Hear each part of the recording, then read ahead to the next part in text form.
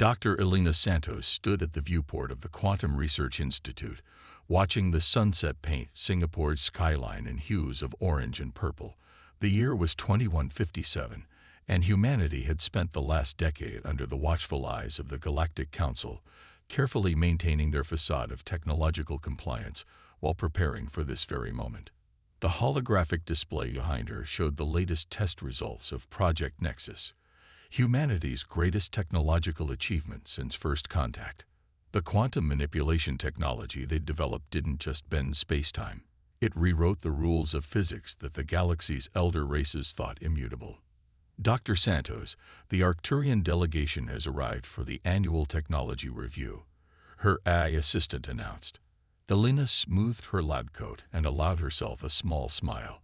The Arcturians, like most advanced species, saw humans as clever but primitive newcomers to the galactic stage. That illusion would soon shatter. In the pristine white conference room, 3 Arcturians waited, their crystalline bodies refracting light in complex patterns that conveyed their emotions. Head Inspector Zix 427 floated forward, their upper facets glowing with barely concealed condescension. Dr. Santos, we trust Earth's quantum research remains within acceptable parameters. The inspector's translated voice carried the usual mixture of authority and paternalistic concern. Elena gestured to the sanitized lab reports on the display. Of course, Inspector. As you can see, our quantum experiments remain focused on approved applications. The lies came easily after years of practice. Behind the carefully curated data, Project Nexus had already achieved what the Arcturians believed impossible. In her secure lab 20 levels below, the prototype quantum core pulsed with possibilities. The technology could revolutionize everything: transportation, communication, energy production. But more importantly, it would free humanity from the technological restrictions imposed by the Council. The inspection proceeded as usual, with the Arcturians meticulously examining permitted research while remaining blind to humanity's true advances. As they prepared to leave, Zix 427 offered what they likely thought was encouragement. Your species shows promise, Dr. Santos. In a few centuries, you may be ready for Category 2 classification. Elena maintained her diplomatic smile. We look forward to that day, Inspector. In truth, humanity had already surpassed the Council's highest technology classifications. They simply hadn't announced it yet. After the delegates departed, Elena descended to the quantum lab where her team waited. Dr. Marcus Chen, her deputy director, looked up from his console with excitement. Final simulations are complete, Elena. The quantum core is stable across all test parameters. And the stealth systems? She asked, though she already knew the answer. Their success depended on keeping the technology hidden until the right moment. Perfect, Marcus replied. The energy signatures are completely masked. As far as any Council sensors are concerned, this facility is conducting basic quantum research at a Category 4 civilization level. Elena placed her hand on the quantum core's housing, feeling the subtle vibration of power that would reshape humanity's future. Begin final preparation for Project Nexus implementation. It's time to show the galaxy what humanity can really do. Across Earth, similar secret facilities were preparing for the coordinated revelation of humanity's true capabilities. The quantum cores would be installed in the Ghost Fleet, ships built in hidden shipyards, incorporating technology that the Council's elder races thought impossible for humans to develop. In orbit, Ambassador Michael Rice was preparing for the most important diplomatic mission of his career. Once Project Nexus went live, he would present humanity's new status to the Galactic Council, not as a request, but as a fact. The quantum cores would ensure that Earth could enforce its independence if necessary. Elena checked the final countdown timer, 3 days until revelation. Humanity had played the part of the obedient newcomer species for years, carefully laying the groundwork for this moment. The Council's patronizing oversight had actually worked in their favor, causing the elder races to overlook humanity's potential for innovation. Dr. Santos, Marcus called from his station, President Chen is on a secure channel.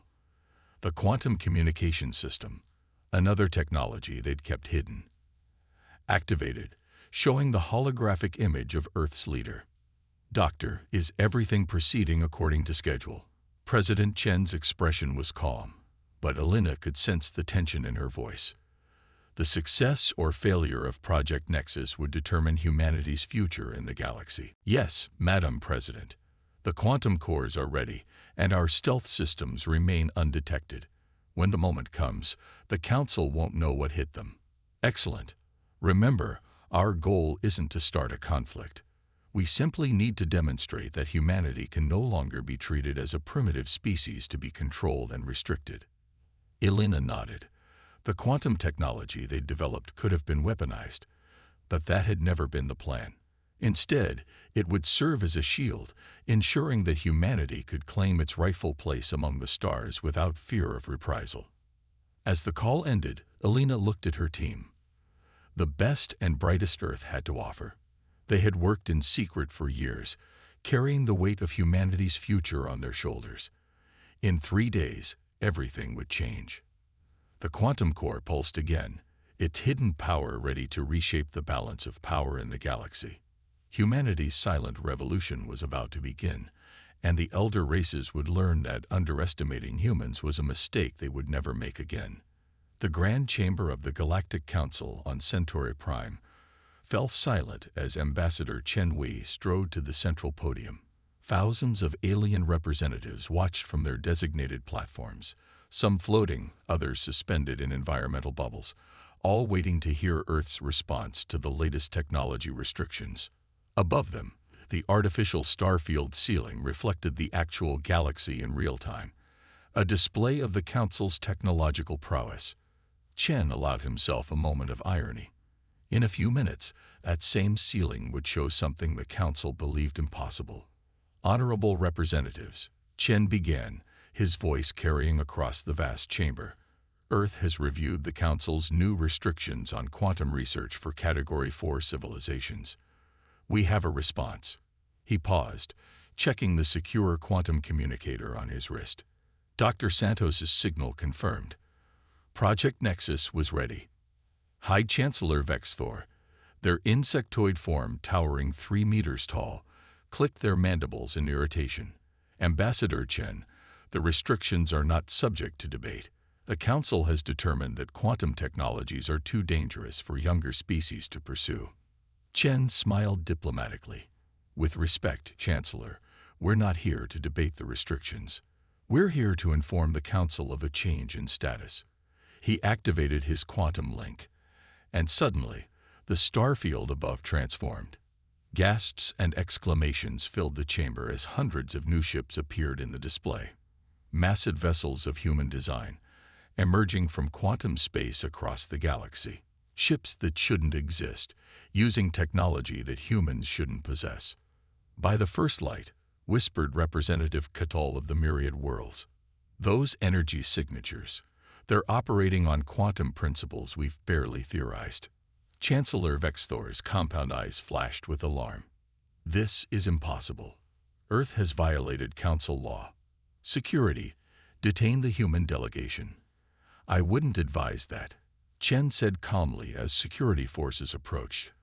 Above them, one of the human ships demonstrated its capabilities, instantly transitioning from the edge of Council space to high orbit above Centauri Prime.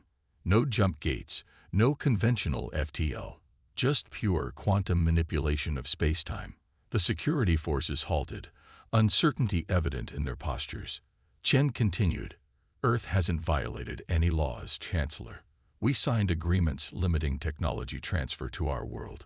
We never agreed to limit our own research and development. In her private chamber adjacent to the Grand Hall, Elder Angselara of the Ascended Collective watched the proceedings with growing fascination. The ancient being, whose species had achieved technological supremacy millions of years ago, recognized the significance of this moment. You engineered this, she said as Chen entered her chamber after the initial announcement. All those years of apparent compliance, the careful maintenance of your Category 4 status. We learned from history. Chen replied. Humanity's greatest advantage has always been our ability to innovate while appearing harmless. The Council's patronizing oversight actually gave us the freedom to develop without scrutiny. Ancillara's energy form pulsed with something like amusement. And now you have ships that can appear anywhere instantly, rendering our defense networks obsolete. The quantum principles involved. Your Dr. Santos must be remarkable. She is. But this isn't about military advantage, Elder. It's about humanity claiming our right to develop without artificial constraints. Across the galaxy, the revelation of Earth's quantum fleet triggered emergency sessions in every major civilization. The Arcturian technocracy, which had overseen Earth's primitive quantum research, faced particular embarrassment. Inspector Zix 427 submitted themselves for disciplinary dissolution, having failed to detect humanity's true progress. Back in the Grand Chamber, Chen faced the assembled council. The initial shock had given way to a mix of fear, anger, and in some cases, grudging admiration.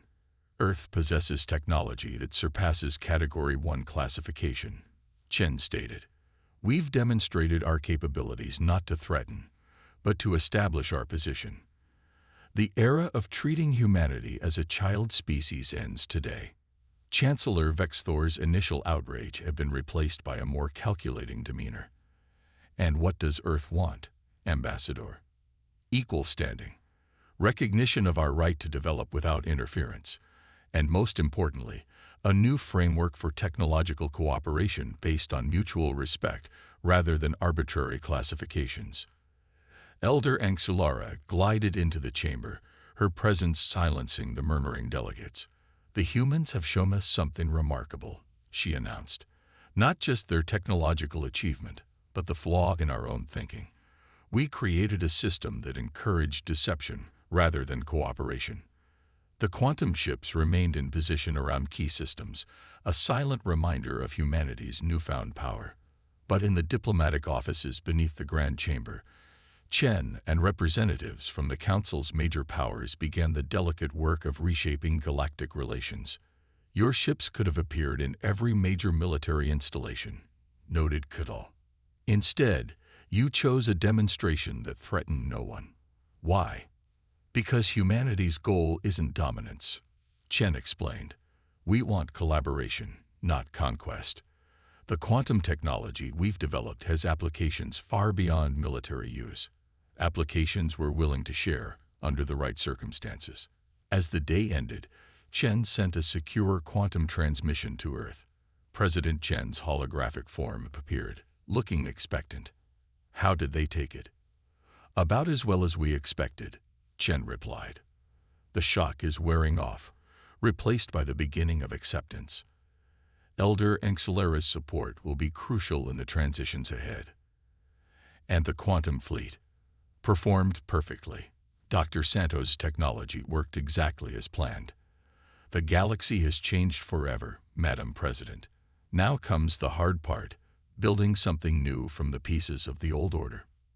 Above Centauri Prime, Earth's quantum ships maintained their vigilant presence, a testament to human ingenuity and determination. The galaxy was about to enter a new era, one where humanity would help shape the future rather than simply following paths laid down by others.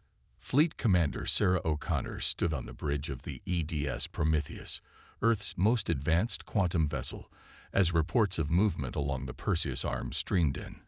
The Drachnid Empire, one of the most militant council members, had mobilized its war fleets despite ongoing diplomatic negotiations.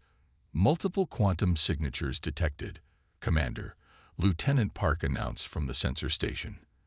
Drachnid warships dropping out of FTL near Jupiter's orbit. Count is at 30 and rising. Sarah studied the tactical display, her expression neutral. The Drachnids, like many elder races, relied on brute force when diplomacy failed. They hadn't yet realized that conventional military power meant little in the face of quantum technology. Status of the Helios Protocol, she asked, turning to Dr. Raj Patel, their quantum systems specialist. Ready for deployment, Commander. The quantum field generators are synchronized across all defensive platforms. We can activate the system on your command. The Helios Protocol represented humanity's most sophisticated defensive innovation, a quantum shield system that could protect not just ships, but entire solar systems. Like all their advanced technology, it had been developed in secret, while the galaxy underestimated Earth's potential. Incoming transmission from the Drachnid fleet. Communications Officer Chen reported. Admiral Vorkath is demanding our immediate surrender and submission to Council authority. Sarah activated the comm channel, and the reptilian face of Admiral Vorkath filled the main screen. His scales gleamed with ceremonial war paint, a tradition that dated back to the early days of Drachnid space warfare. Admiral Vorkath. Sarah greeted him calmly. I trust you've been briefed on our recent technological demonstrations at the Council. Your tricks do not impress the Drachnid Empire. Human, Vorkath snarled. Your species has overstepped its bounds. We will restore the proper order. I suggest you reconsider, Admiral. Earth has no desire for conflict, but we will defend ourselves if necessary. The Drachnid Admiral's response was to cut the communication channel. Moments later, his fleet began moving into attack formation. They're charging weapons, Lieutenant Park reported. Multiple target locks detected. Sarah straightened her uniform. Deploy the Helios Protocol. Level 1 containment only. We're making a point, not starting a war. Dr. Patel's fingers flew across his quantum interface. Helios Protocol activating. Quantum field generators online. Field expansion in 3, 2, 1. Around Earth's solar system, invisible quantum generators activated in perfect synchronization. The technology didn't just create a barrier. It selectively altered the quantum state of space itself within the defined volume. The Drachnid fleet launched their first salvo, hundreds of plasma torpedoes streaking toward Earth's defensive line. As the weapons entered the quantum field, they simply ceased to exist, their component particles gently redistributed into harmless energy. No damage to the quantum field, Dr. Petal reported. The system is performing exactly as designed. On the tactical display, they watched as the Drachnid ships attempted to advance. Each vessel that entered the quantum field found itself gently, but firmly redirected to its starting position, as if caught in an invisible current. Drachnid fleet is attempting to establish a Tachyon communication link, Chen announced. They appear to be requesting instructions from their high command. Sarah allowed herself a small smile. Send them the technical specifications of what they're experiencing. Let them understand exactly why this attack cannot succeed. The data packet they transmitted contained enough information to demonstrate the futility of further aggression, without revealing the core secrets of quantum field manipulation. The Drachnid scientists would soon realize that their entire understanding of space-time warfare had just become obsolete. Commander, Dr. Patel called out, I'm detecting quantum scanning attempts from the Drachnid fleet. They're trying to analyze the field. Let them, Sarah replied. The more they understand, the less likely they are to attempt this again. Hours passed as the Drachnid fleet probed Earth's defenses, searching for weaknesses that didn't exist. Finally, Admiral Vorkath's face appeared on the command screen again, his scales now a paler shade of green. Your defensive capabilities are impressive, Commander O'Connor, he admitted grudgingly. The Empire requests a cessation of hostilities to discuss terms. There are no terms to discuss. Admiral, return to your territory and inform your leaders that Earth is not to be trifled with. We remain open to peaceful dialogue, but we will not submit to intimidation. As the Drachnid fleet retreated, Sarah received a priority communication from Ambassador Chen on Centauri Prime. The Council has just received word of the incident, he reported. The Drachnid's attempt at military action has actually strengthened our diplomatic position. Several neutral species are now openly supporting Earth's bid for equal status. Sometimes the best way to prevent a war is to demonstrate that it cannot be won, Sarah observed. Has Dr. Santos' team analyzed the field performance data? They're reviewing it now. The Helios Protocol exceeded all expectations. We've proven that humanity can defend itself without resorting to destructive force. Sarah looked out at the stars beyond her viewport. The quantum field was invisible to the naked eye, but she knew it was there, a testament to human ingenuity and their determination to chart their own course among the stars. "Send word to all Earth vessels," she ordered. "Maintain defensive posture but stand down from high alert. The Drachnids won't be the last to test us, but they've helped establish a valuable precedent." In the following days, news of the failed Drachnid intervention spread throughout the galaxy. Earth's defensive demonstration had changed the calculation for every species considering military action. Humanity had shown not only the ability to protect itself, but the wisdom to do so without escalation. The Helios Protocol became a symbol of Earth's new position in the galaxy, technologically advanced, strategically powerful, but committed to peaceful coexistence. The age of treating humans as primitive newcomers was over, replaced by a growing recognition that humanity's unique approach to science and innovation had forever changed the galactic order. Dr. Raj Patel stood in the observation dome of the Quantum Research Institute's new Xenocultural Division, watching as the first alien scientists arrived through the quantum gateway. After the Drachnid incident, Earth had extended invitations to various species for collaborative research, and the response had exceeded all expectations. The quantum gateway shimmered as a delegation of myriad researchers emerged, their bioluminescent forms casting patterns of light across the chamber walls. Behind them came representatives from the Arcturian technocracy, their crystalline bodies now stripped of their former arrogance. "Welcome to Earth," Raj greeted them, activating the Universal Translator. "I'm Dr. Raj Patel, Head of Quantum Applications Research. We're about to show you something that will change our understanding of consciousness itself." He led them to the main laboratory where the Quantum Consciousness Interface, QCI, waited. The device represented the next evolution of quantum technology, moving beyond simple space-time manipulation to explore the fundamental nature of thought and awareness. "As you know," Raj explained as they walked, "traditional communication between species has been limited by biological and technological barriers. The QCI bypasses these limitations entirely." Kittel, the lead researcher from the myriad worlds, pulsed with curiosity. "You're suggesting quantum entanglement at the neural level. The complexity would be astronomical." "That's where human intuition came into play," Raj said, approaching the QCI terminal. "We stopped trying to translate thoughts directly, and instead found a way to share consciousness states through quantum field manipulation." The laboratory housed several QCI pods, each adapted for different alien physiologies. Dr. Elena Santos had insisted on making the technology as inclusive as possible, recognizing that true understanding required participation from all species. "Who would like to volunteer for the first demonstration?" Raj asked. After a moment's hesitation, Kittel moved forward. "The myriad have always sought deeper understanding," they said. "I will participate." Raj helped Kittel into the adapted pod while taking his own position in the human interface. Technicians monitored the quantum field parameters as the system powered up.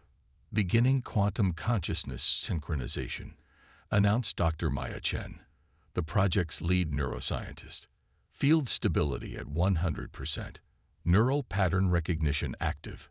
The QCI hummed to life, creating a quantum bridge between human and myriad consciousness. For a moment, nothing seemed to happen. Then Raj gasped as his awareness expanded, experiencing reality through both human and myriad senses simultaneously. Colors became songs, electromagnetic fields turned tangible, and the quantum background radiation of the universe revealed patterns he had never imagined. Through Kittel's consciousness, he understood how the myriad perceived reality as an interconnected web of energy and information. Simultaneously, Kittel experienced human consciousness, the intense focus on individual experience, the complex interplay of emotion and reason, the uniquely human drive to push beyond established boundaries. When the interface deactivated 5 minutes later, both participants emerged profoundly changed. Kittal's bioluminescence displayed patterns that the other myriad researchers had never seen before. Extraordinary, Kittal whispered. We have spent millennia trying to understand other species, but this is true comprehension. The Arcturian scientists moved forward eagerly, their previous skepticism replaced by genuine excitement. One by one, representatives from different species experienced the QCI, each exchange bringing new insights and understanding. The applications extend far beyond simple communication. Raj explained to the assembled scientists after the demonstrations. The QCI can help us understand different approaches to science, technology, and problem-solving. Imagine combining the logical precision of Arcturian thought with the quantum intuition of the myriad and human creativity. News of the QCI's success spread quickly through the galaxy. The technology represented something entirely new, not a weapon or a shield, but a bridge between minds and cultures. In her office overlooking the Singapore skyline, Dr. Santos reviewed the QCI data with growing satisfaction. The neural pattern recordings are remarkable, she told Raj during their evening briefing. Each species processes quantum information differently, but there are underlying patterns that connect all conscious thought. It's changing how they see us, Raj noted, not just as technological equals, but as partners in understanding the universe itself. The implications extended beyond science. Diplomatic relations transformed as ambassadors used modified QCI technology to truly understand each other's perspectives. Trade agreements became more equitable as species gained direct insight into each other's needs and values. Even the most militant species found their attitudes shifting. It was one thing to consider conflict with an alien race. It was quite another when you had experienced their consciousness directly. We're receiving requests for QCI technology from across the galaxy, Maya reported during the weekly staff meeting. Everyone wants to be part of this. Raj nodded, but added a note of caution. We'll share it gradually, making sure each implementation is properly adapted and supervised. This technology requires responsibility, as well as capability. The Quantum Research Institute expanded rapidly, adding new wings to accommodate researchers from dozens of species. The facility became a symbol of what humanity had always hoped to achieve among the stars. Not dominance, but partnership. One evening, as Raj prepared to leave the laboratory, he found Kittal waiting in the observation dome. The myriad researcher was watching Earth's sunset, their bioluminescence reflecting the changing colors of the sky. Your species continues to surprise us, Kittal said. When you revealed your quantum technology, many feared you would use it to dominate. Instead, you've used it to help us understand each other. That's always been humanity's greatest strength, Raj replied. Not just developing technology, but finding ways to use it to bring people together.